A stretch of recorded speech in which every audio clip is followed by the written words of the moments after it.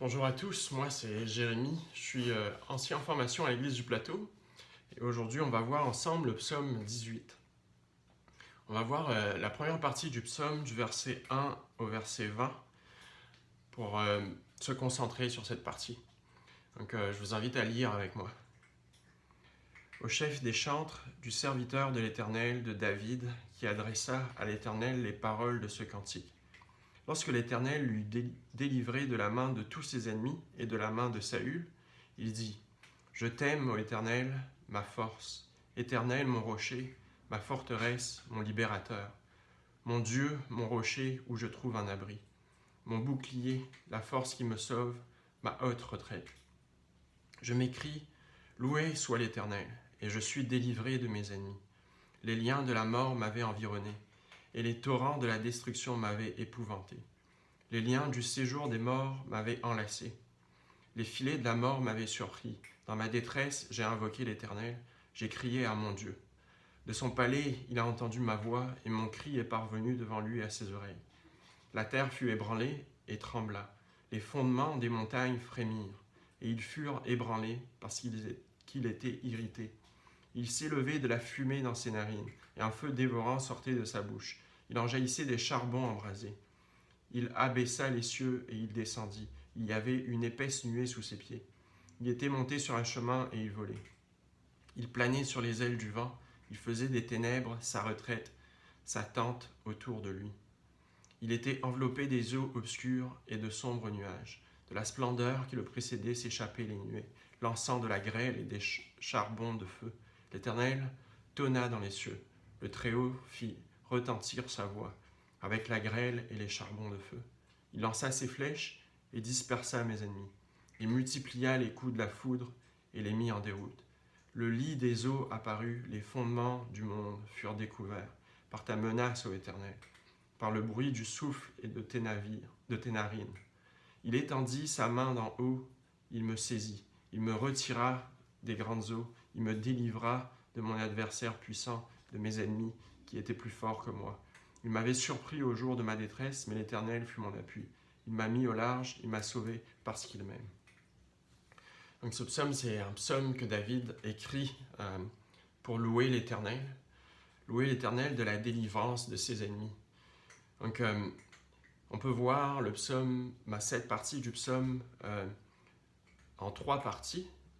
Dans une première partie, il loue l'Éternel et il le loue et il exprime son amour parce que l'Éternel l'a délivré. Dans le verset 2, on voit, il dit « Je t'aime, ô Éternel, ma force ».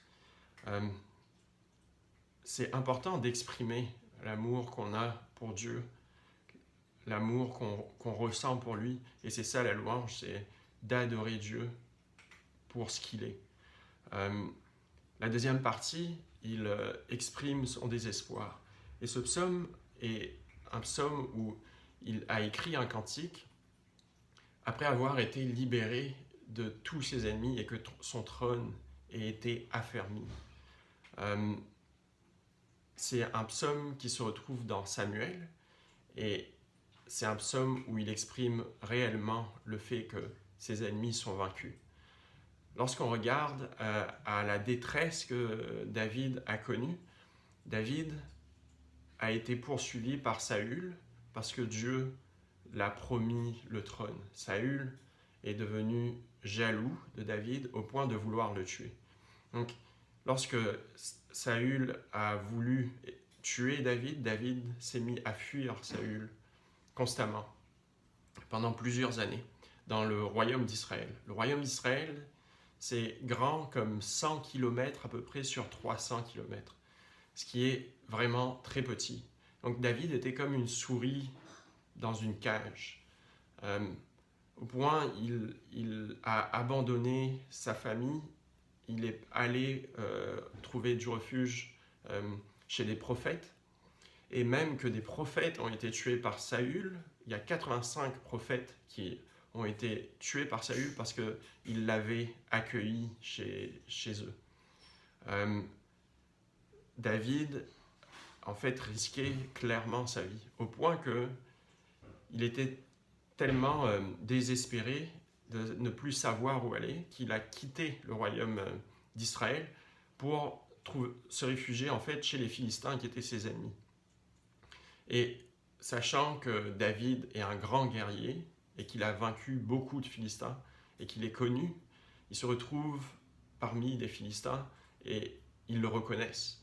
Il est obligé de passer pour un fou et de faire comme si il avait plus sa tête, il bavait, il s'est humilié à ce point pour pouvoir en fait ne pas risquer sa vie, pour ne pas être tué.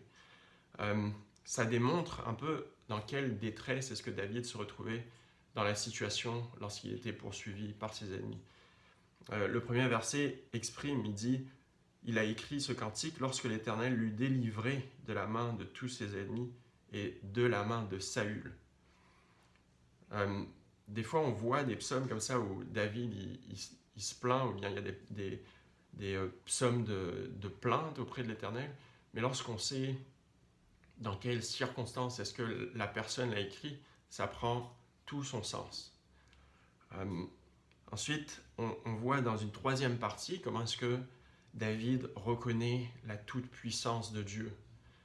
Après, c'est comme de la louange qui reconnaît que Dieu est tout-puissant. Il monte sur des chérubins, la terre est ébranlée sous ses pieds. C'est comme il voit que Dieu est au contrôle et qu'il est tout-puissant. Et enfin, il exprime dans une dernière partie qu'il a été délivré de ses adversaires. Et il le dit, de mes ennemis qui étaient plus forts que moi. Saül était roi et qui régnait sur tout le royaume d'Israël. Et il avait clairement plus de pouvoir. Mais pourtant, c'est Dieu qui a délivré David et qui l'a sorti de ses ennemis, puisque Saül, en fait, s'est tué lui-même dans une bataille. Et c'est la même chose que pour Absalom. C'est pas David qui a tué ses ennemis, c'est Dieu qui l'a délivré. Donc, ça nous amène un peu à réfléchir, à réaliser. Des fois, on voit des grands personnages bibliques qui ont vécu des choses, mais on n'est pas exempt, en fait, des situations de ces personnages-là, parce que nous aussi, des fois, on peut vivre des circonstances de détresse, mais pourtant, on est appelé à avoir confiance à Dieu dans ces circonstances-là. Et le plus étonnant là-dedans, c'est que David, en fait, il a été poursuivi pour être tué à cause de Dieu, puisque c'est Dieu qui lui a promis le royaume.